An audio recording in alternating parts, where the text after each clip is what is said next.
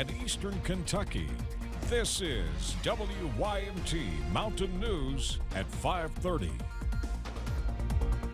Good evening, I'm Steve Hensley. We continue to track the latest with Hurricane Milton. It is now a Category 5 hurricane with top winds at 180 miles per hour. This is video captured from NASA TV. The center of this storm could come ashore in or near Tampa Bay as soon as late Wednesday. State officials in Florida have issued evacuation orders, and much of the state's west coast is under hurricane and storm surge watches. As Hurricane Milton makes a beeline for Florida, members of the Jefferson County Special Operations Team are on their way to Georgia. They are hoping to get ahead of the storm to be ready to provide emergency response efforts. The team stocked up with plenty of supplies, including rescue boats, chainsaws, and medical kits.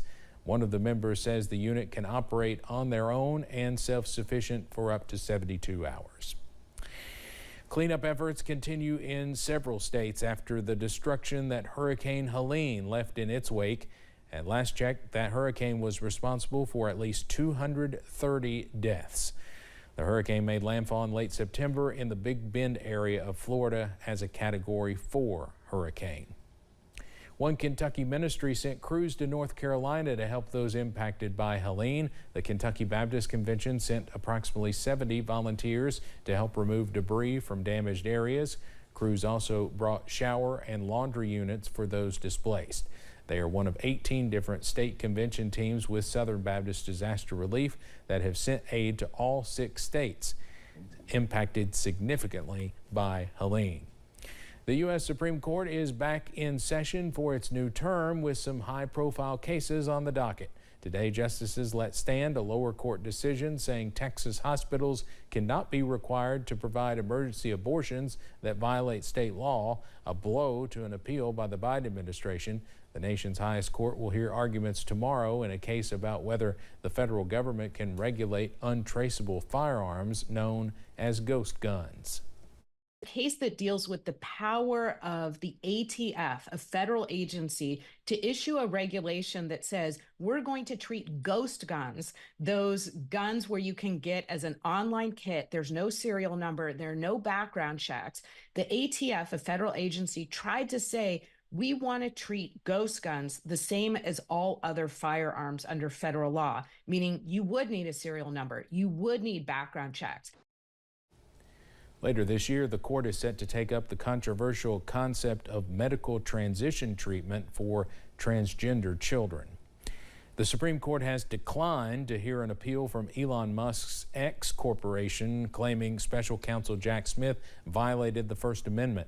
The special counsel obtained a search warrant for former President Donald Trump's messages on Twitter and barred the company from disclosing it.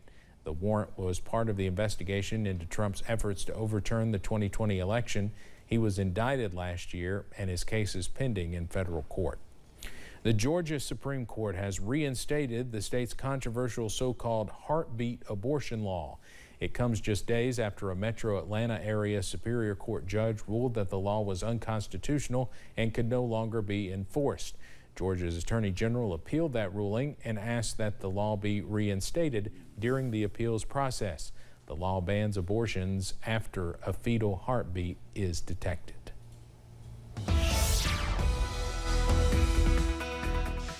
So we had a cold front push through in the overnight hours into the first part of your Monday, which is what's kept us relatively cool. There's the satellite and radar right now, and you can see right there where that cold front has pushed through and where it is right now across portions of the Carolinas into the northern portion of Georgia, portions of Alabama, and then the extreme southern portion of Mississippi. Now, how did that cold front impact us today? Well, right now, you can see we have plenty of sunshine out there, but temperatures are in the upper 60s and low 70s. We're at 68 in Hazard. Prestonsburg's at 68. Pikeville's at 67. Jackson's at 68. 69 is the current temperature in Irvin. Somerset, good afternoon to you. You're at 70 degrees, 72 in Jacksboro as well as Middlesboro.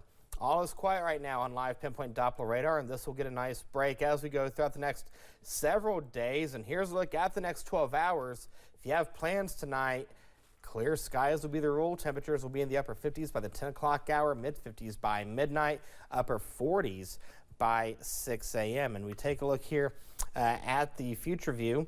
And you're noticing again, tomorrow we'll see clear skies. That's going to pave the way for plenty of sunshine as we go throughout the day on Tuesday. Now the question is, how long is this nice weather going to last? I'll have that answer coming up in the first alert forecast in a few minutes. Steve. All right, Eric, thanks. A new center in Letcher County is aiming to meet people wherever they are in their recovery journey, gain access to treatment and other resources. WYMT's RJ Johnson explains the impact officials hope this has on the county. Help End Addiction for Life has been working to do just that for several years. The organization's recovery hub has opened its doors in downtown Whitesburg. It is a one-stop shop where anybody who experiences the challenges of having substance use disorder can stop in, and we can link them to support. Kentucky River District Health Department Public Health Director Scott Lockard says there will be resources such as a harm reduction lab, a computer lab for connecting folks with job opportunities, and more. We'll be running multiple support groups. We'll be having, AA support groups, and then other groups up there, Celebrate Recovery, Smart Recovery. There's just various different groups that we'll be able to facilitate there to help individuals. HEAL President Dr. Sydney Whitaker says they want to meet people where they are at in their recovery process and not only offer support, but bridge the gap. One of the tenets of addiction recovery is that you have to be available when the person is ready for recovery. And sometimes they can't always get to a clinic, or they can't always get to the hospital, or it may be at a time of day whenever they're not ready to make that call for inpatient treatment. So having something like the hub available where they can just drop in whenever they feel the need, whenever it's upon them to get that extra step. As folks walk through the door, they will be greeted by people that have been in the same position they are in. The hub is wonderful because it's operated by folks who have been there, that are in recovery themselves. They're peer support specialists. They know what it's like to be in those shoes, and being able to talk to someone who's been where you are now is really helpful, and to see that, hey, they made it through the other side, recovery is possible. And guide them through the recovery process. In Letcher County, RJ Johnson, WYMT Mountain News. The center is located next to Whitesburg City Hall. It is open Monday through Friday from 8 a.m. until 4 p.m.